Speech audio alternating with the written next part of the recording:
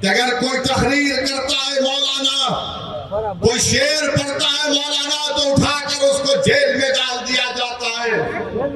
मैं पूछना चाहता हूं गुजरात की सरकार से कि तूने एक मौलाना को पकड़कर मुंबई से पकड़कर गुजरात लेकर गए, मगर वही गुजरात में कई ऐसे वीडियो हैं जहां पर ये जालिम लोग वीडियो में आकर कहते हैं कि मसदुद्दीन ओवैसी को गोली मार देंगे, इसकी जबान को काट लेंगे, इसकी सर को काट देंगे, मगर उनको कोई हाथ नहीं लगाया जाता।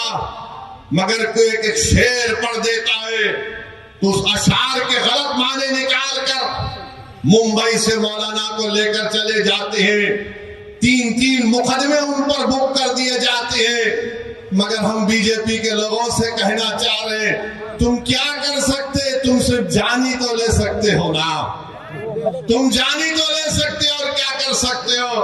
अगर मेरे मुकद्दर में जो लिखा अल्लाह ने लिख दिया वो तो पूरा होकर रहेगा, मगर जब तक हम जिंदा रहेंगे हम बातिल को बातिल कहेंगे, हम बातिल से समझौता नहीं करेंगे, हम बातिल को खुश करने के लिए अपनी पॉलिसी को लचकदार नहीं बनाएंगे। हमारा काम यह है मेरे अजीज दोस्तों और बुजुर्गों कि हम हक को कामयाब करें, और हक की कामयाबी का राज आपका इत्तेहाद है। याद रखिए, कब तक आप सेकुलरिज्म के नाम पर ठगे जाएंगे, कब तक आप सेकुलरिज्म के नाम पर इनको वोट देंगे और वो बीजेपी को बिहार में सत्ता देंगे। मैंने 2015 में भी कहा था तुमसे, मगर तुमने मेरी बात पे यकीन नहीं किया। मैंने 2019-20 में भी कहा था, मगर आपने मेरी बात को नहीं समझा। कम से कम अब तो समझ जाओ। याद रखो, तुम अपने मुकद्दर के फैसले कर सकते हो, तुम में इतनी ताकत है कि मुस्तकबिल में तुम्हारे हक में जो फैसले लिए जाएंगे तुम खुद उसको कर सकोगे। अगर आज आप मुत्तहिद होकर अपने वोट का इस्तेमाल नहीं करेंगे तो नुकसान आपका होगा, नुकसान सीमांचल की गरीब जनता का होगा। ये आवाज को उठना चाहिए मेरे अजीज दोस्तों और बुजुर्गों। आप देखते हैं कि भारत की पार्लियामेंट में हर मसले के ऊपर मजलिस इत्तेहादुल मुस्लिमीन के अरकान पार्लिमान अपनी आवाज को उठाते हैं। किशनगंज में लीगल मुस्लिम यूनिवर्सिटी का मसला मजलिस के एमपी उठाते हैं। मसाजिद का मसला 500-600 साल की मेहरली की मस्जिद को शहीद कर दिया गया। क्या आपके किशनगंज के कांग्रेस के एमपी ने मुंह खोला? नहीं बोल सके। किसने बोला? मजलिस इत्तेहादुल मुस्लिमीन ने उसकी आवाज उठाई। आप देखते हैं बिल्किस बानो का मसला हुआ, किसने पार्लियामेंट में उसका मसला उठाया? मजलिस ने उसको आवाज उठाई इंसाफ के लिए। तो मेरे अजीज दोस्तों और बुजुर्गों, मेरी आपसे सिर्फ यही अपील है कि आने वाले लोकसभा के चुनाव में आप मुत्तहदा तौर पर एक अच्छा फैसला लीजिए। हम भी नहीं चाहते कि बिहार में बीजेपी और नीतीश कुमार के एमपी कामयाब हो जाएं। हम तो शुरू से कोशिश कर रहे हैं रोकने की, मगर जो लोग आपका वोट लेकर मोदी के गोद में बैठकर चाय पीती है, कभी आप इनसे भी तो पूछो कि तुमने हमारा वोट लेकर तुमने कैसे बीजेपी को सत्ता दे दी बिहार में।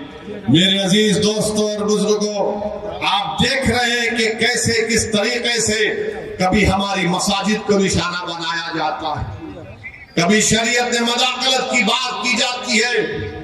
उत्तराखंड में यूनिफॉर्म सिविल कोड का एक नाम से बिल ला लिया गया, यूनिफॉर्म तो है ही नहीं।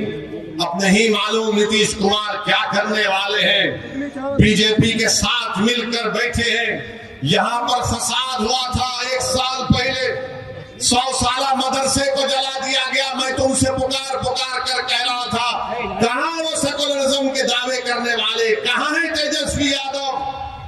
100 साल के मदरसे को जला दिया गया, कोई आवाज नहीं उठी। एक 12 साल के बच्चे को सीवान में पकड़कर उसको 8 दिन जेल में डाल दिया गया, किसी ने आवाज नहीं उठाई। मैं पुकार रहा था। मेरे भाई याद रखो, अगर तुम्हारे लिए कोई लड़ने वाला नहीं होगा तो जुल्म जारी रहेगा। हमारे वतन अजीज की हकीकत यही है कि जब तक तुम्हारी आवाज नहीं होगी तुम्हारा कोई पुरसाने हाल नहीं हो सकता है। जब तक तुम्हारा नेता नहीं होगा कोई तुम्हारा काम नहीं कर सकेगा। आप बताइए, इतनी बड़ी तादाद में सर्वे हो गया, का सेंसस हुआ, जो अख्तर भाई ने मुझे यहां पर बताया कि इतना बड़ा सर्वे यहां पर हुआ सुरजापुरी बिरादरी का। अख्तर भाई ने बताया कि सुरजापुरी बिरादरी 24 लाख है और उनको नौकरी मिलनी चाहिए 38,000 के करीब, और उनको नौकरी मिली सिर्फ 15,350। क्या सुरजापुरी भाइयों ने कि फिर फैसला कर लेंगे कि तुम इनको वोट दोगे? नहीं। सोचो आपको मैं बुरा लगता हूं ना, इनकी मेरी बात बुरी लगती है तो ये तो गवर्नमेंट कह रही है, ये मैंने अपने घर से बनाकर नहीं लाया हूं, ये बिहार सरकार का डेटा आदादोशुमार है। हमारे शेरशाहबादी भाई जिनकी आबादी 13 लाख है, उनको नौकरी मिलनी चाहिए 20,421 और नौकरी उनको मिली सिर्फ 5,734। मैं हमारे गयूर शेरशाहबादी भाइयों से पूछना चाह रहा हूं, तुम किसको अपना जिम्मेदार खड़ा करते हो? मेरे भाई कुलैया भाइयों की आबादी 12 लाख है, उनको नौकरी मिलनी चाहिए 12,904 और नौकरी मिली 6,750। अब कौन क्या करोगे तुम? ये जो दल्लाल फिरते हैं हमारी कौम के दल्लाल, अरे दल्लालों अभी तो अपना मुंह काला करके घर में बैठ जाओ। बरसों से धोखा दिया गया, बरसों से धोखा दिया गया। ये मैं नहीं कह रहा हूं, बिहार सरकार कह रही है। सुरजापुरी बिरादरी को नौकरी नहीं मिलेगी तो सेकुलरिज्म की कामयाबी है। शेरशाहबादी को नौकरी नहीं मिलेगी तो क्या मोदी को रोका जा रहा है? कुलैया बिरादरी को हिस्सा नहीं मिल रहा है मगर तेजस्वी मुख्यमंत्री बनेगा? अरे शर्म करो, अपने बाप का नाम मिटिया मिलीत मत करो। अगर अभी भी तुम्हारे दिलों में जो धोखा देकर चले गए, अगर तुम्हारे दिलों में गीरत बरकरार है तो सोचो कि किससे धोखा हो रहा है। वोट तुम्हारा मगर राज किसी और का हो रहा है।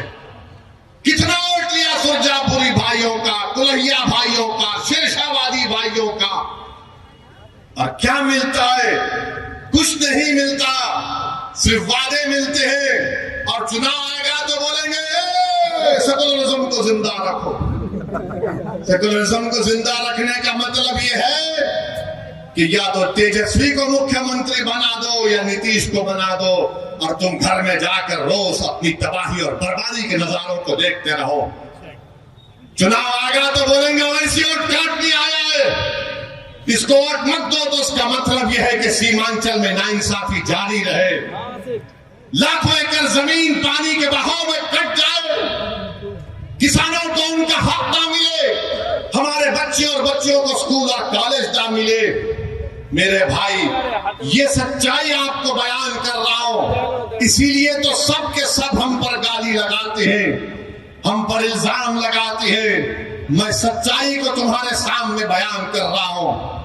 मैं पोखाली की जनता से और बहादुरगंज की जनता से अपील करने आया हूं, ठाकुरगंज की जनता से अपील करने आया हूं कि आप अख्तरुल ईमान को मजबूत करिए। जब मैं